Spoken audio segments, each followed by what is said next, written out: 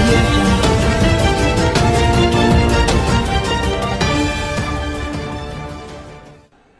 అందుకు ఇవెందుకు చెప్తున్నానంటే ఇవన్నీ నేను చాలా కమిట్మెంట్తో వచ్చాను పాలిటిక్స్కి, చాలా చాలా చిత్తశుద్ధితో వచ్చాను.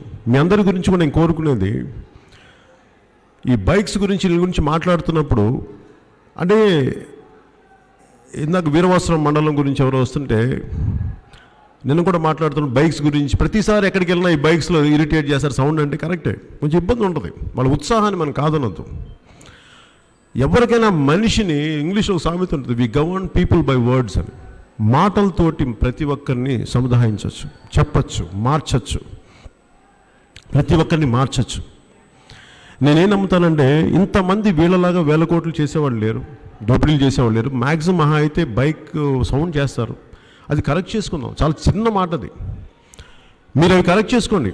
మీరు హత్యలు చేసి దాన్ని మీరు మాఫీలు చేసుకుంటా ఉన్నారు, దోపిడీలు చేసి రక్తాలు చిందించేసి మీరు మాఫీ చేసుకున్నారు, దోచేసి మాఫీ చేసుకున్నారు.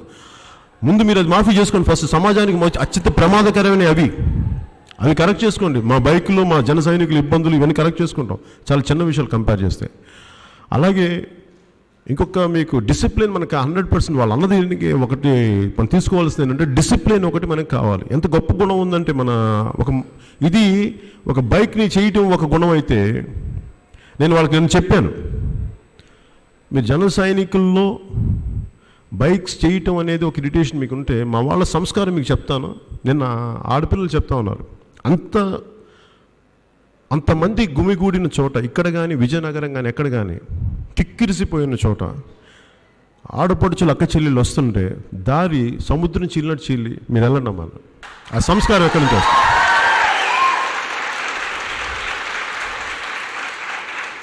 మరి మా జన సైనికులు అనేటప్పుడు మీరు ఆ సంస్కారం మీకు ఎందుకు గుర్తురాదు? అది కూడా చేస్తారా మా వాళ్ళు? ఒక బైక్స్ ఎలా చేసేది మా వాళ్ళు? చెప్పండి. అందుకని ఇవన్నీ నేనేం చెప్తానంటే, ఒక గుణాన్ని పట్టుకుని మీరు దాన్నే చూపించాలంటే అసలు ఈ రాజకీయ నాయకులు చేసే తప్పుడు పనులు మనం ఎన్ని చూపించవచ్చు? 100 ఉన్నాయి, మన లక్షల కోట్లు ఉన్నాయి, అంత తప్పుడు పనులు ఉన్నాయి.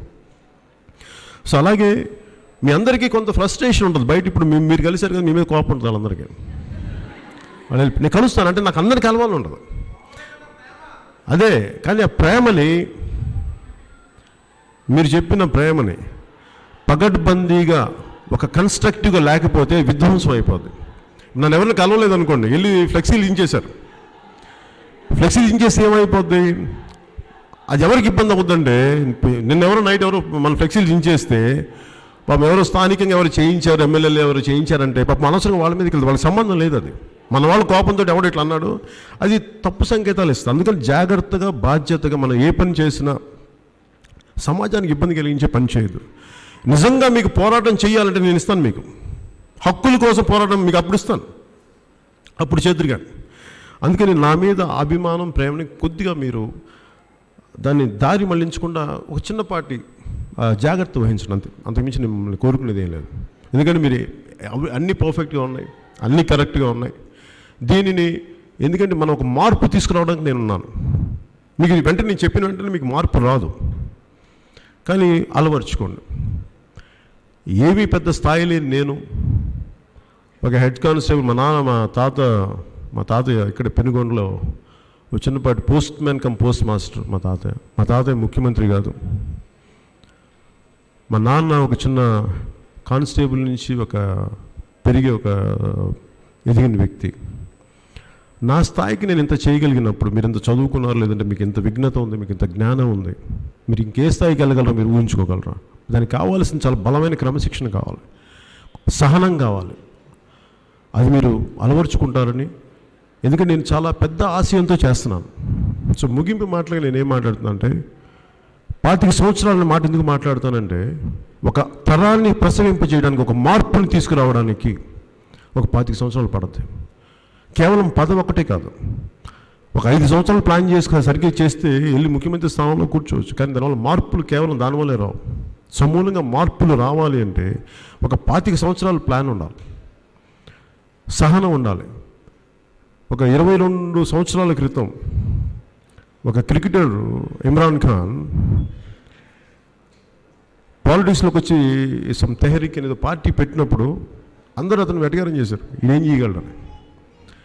అతని మీద అనేక రకమైన దాడులు, మానసిక దాడులు, అనేక అభియోగాలు అన్నీ పెడితే ఈ రోజున పాకిస్తాన్లో గెలవబోతుంది ఇమ్రాన్ ఖాన్. అంటే అంత సహనం కావాలి పొలిటికల్ పార్టీ, ఒక దేశానికి అంత కావాలి. అలాంటిది వాళ్ళందరూ ఒకటే మతం. దాదాపు మనకి ఇన్ని భిన్న మతాలు, భిన్న కులాలు, ఇన్ని ప్రాంతాల కలయిక, ఇన్ని క్లాసెస్, డబ్బున వాళ్ళు ఎక్కువ, డబ్బు లేని వాళ్ళు చాలా చాలా చాలా ఎక్కువ మంది ఉంటారు. ఇంతమందిని బ్యాలెన్స్ చేయాలంటే చాలా బలమైన ఆలోచన, వ్యవహారం కావాలి. అందుకే జనసేన ఎందుకు నేను ఇంత సహనంతో ఉండాలంటే, ఇంతమందిని ఏకతాటిపైన ఒక ఆలోచనతో కూడా దారి మీద నడిపించడానికి చాలా సమయం పడుతుంది. అందుకని మీ అందరి సహనం కావాలి, మీ అందరి సహకారం కావాలి మనస్ఫూర్తిగా కోరుకుంటూ నెక్స్ట్ మీటింగ్కి నేను వాళ్ళని పిలవడానికి మీ అందరూ. ఏంటండి, వీడియో నచ్చిందా? అయితే ఓ లైక్ వేసుకోండి, లేదంటే ఓ కామెంట్ చేయండి.